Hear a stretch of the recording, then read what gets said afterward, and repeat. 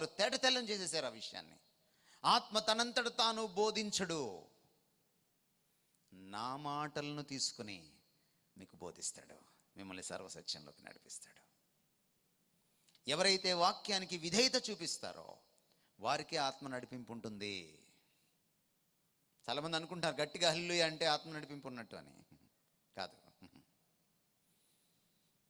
ఏదేదో ఇక్కడ స్టేజ్ మీద హడావిడి చేస్తే ఆత్మ నడిపింపు అనుకుంటున్నారు. కాదు.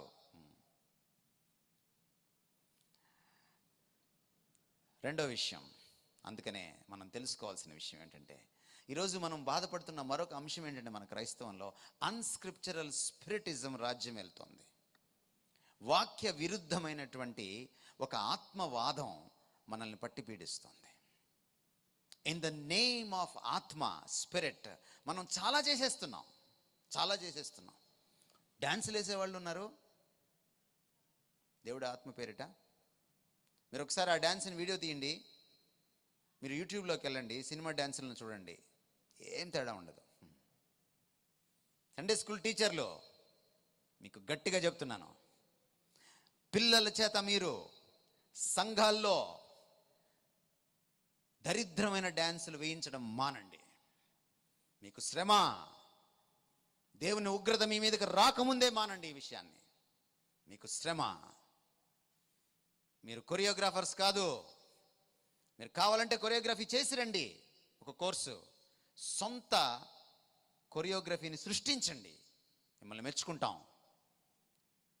అక్కడ ఇక్కడ కాపీ కొట్టి సినీ ఫక్కీలో ఇక్కడ తీసుకొచ్చి పిల్లల్ని డ్యాన్స్లు వేయిస్తుంటే, అపంశుభం తెలియని ఆ పిల్లలు డ్యాన్స్ చేస్తుంటే తల్లిదండ్రులు సిగ్గు లేకుండా వీడియోలు తీసుకుంటున్నారు.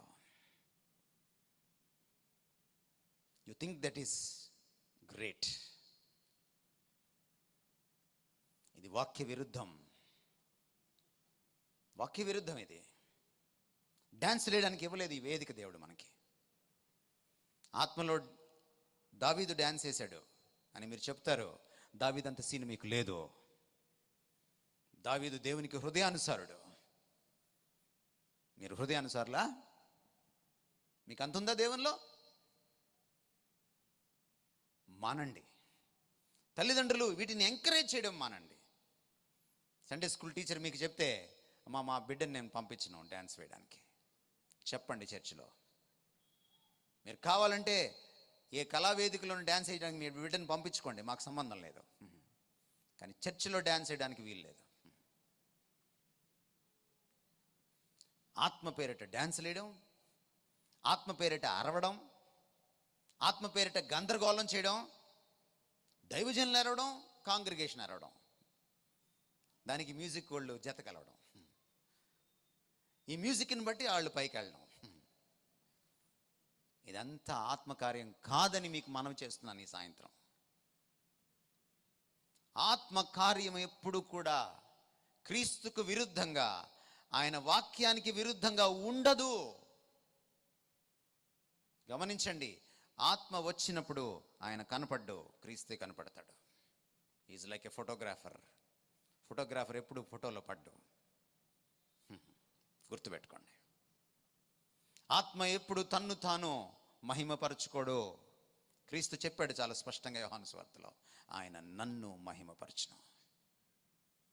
కుమారుడు ఈ భూమి మీద జీవించినప్పుడు తండ్రిని మహిమపరిచాడు. కుమారుడు వెళ్ళి ఆత్మను పంపించినప్పుడు ఆత్మ కుమారుణ్ణి మహిమపరుస్తాడు. If you don't see the character of Christ in a church, in a congregation, in a man of God, then you must understand that it is not from the Spirit. Another spirit is reigning over there.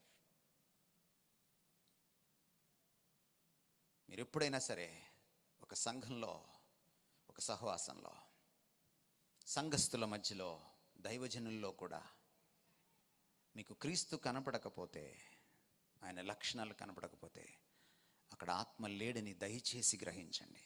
అది పరాయి ఆత్మే తప్ప ప్రభు ఆత్మ కాదు. మీకు తెలుసా, పాశ్చాత్య దేశాల నుంచి తెచ్చుకున్నాం మనం. ఇది అమెరికా నుంచి డౌన్లోడ్ చేసుకున్నాం మనం ఈ స్పిరిటిజంని. ఈ రోజున ఒకప్పుడు మామూలుగా ఉన్నటువంటి సంఘాల్లో కూడా అనవసరమైనటువంటి ఈ జాజులు పెట్టేయడం, గందరగోళం చేసేయడం.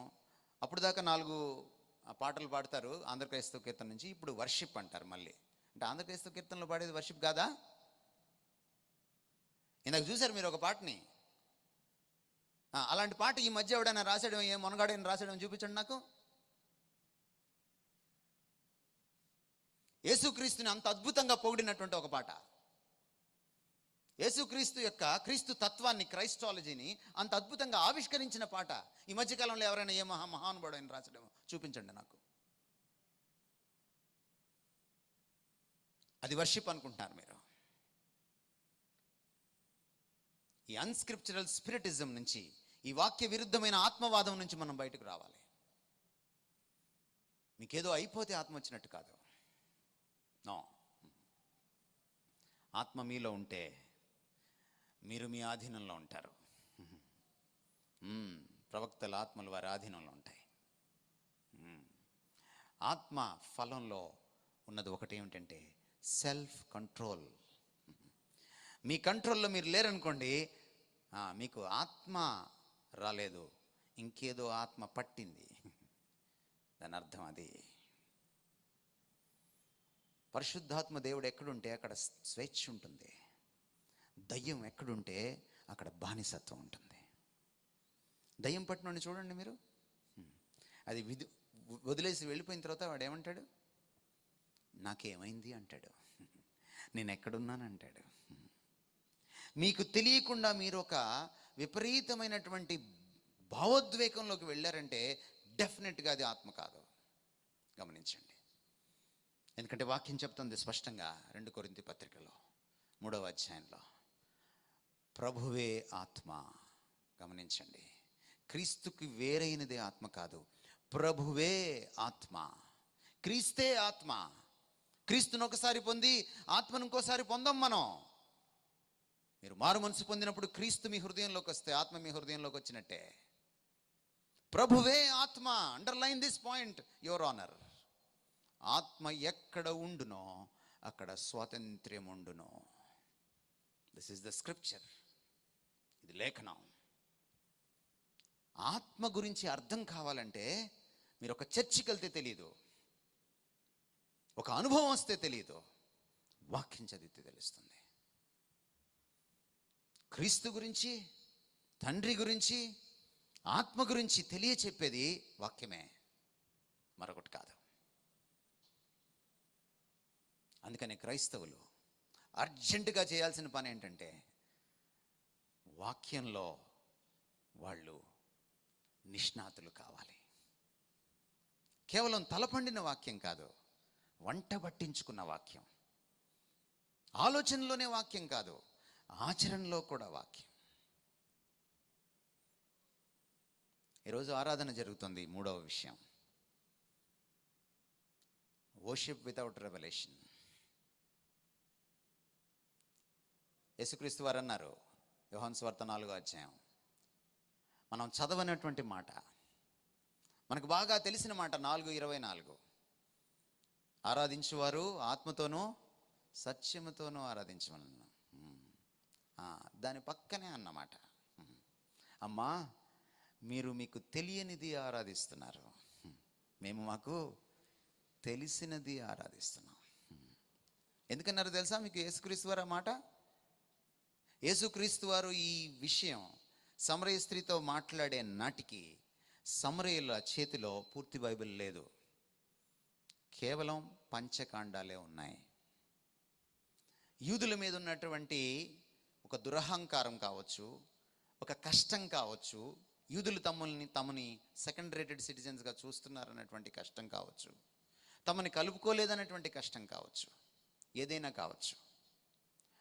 రెండవసారి దేవాలయం జెరుబ్బాబెలు ఆధ్వర్యంలో కట్టే దగ్గర నుంచి యూదులకు సమరయులకు మధ్య ఈ వైరం అక్కడ ఆరంభమై యేసుక్రీస్తు వారు వచ్చేటప్పటికి అది చినికి గాలివానై చాలా పెద్ద వైరంగా పరిణమించింది.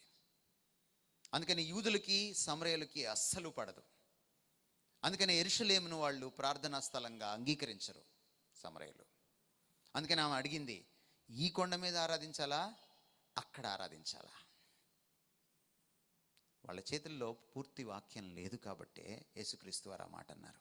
అమ్మా, ఆరాధించక ముందు నువ్వు ఒకటి తెలుసుకోవాలి, ప్రభువుని తెలుసుకొని ఆరాధించాలి.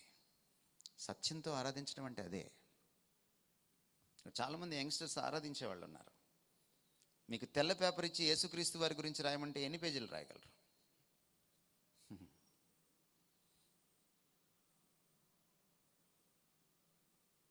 వర్షిప్ లీడర్స్కి ఇస్తాను, వాళ్ళు ఎన్ని పేజీలు రాయగలరు?